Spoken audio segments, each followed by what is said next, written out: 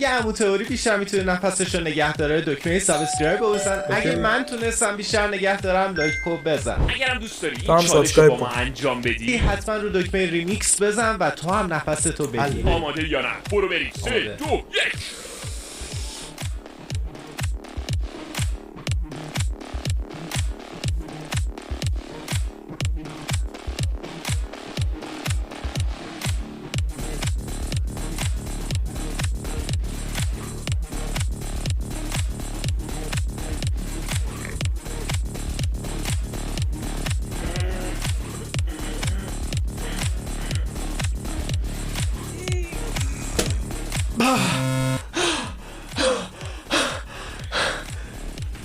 خیلی کم تونستم.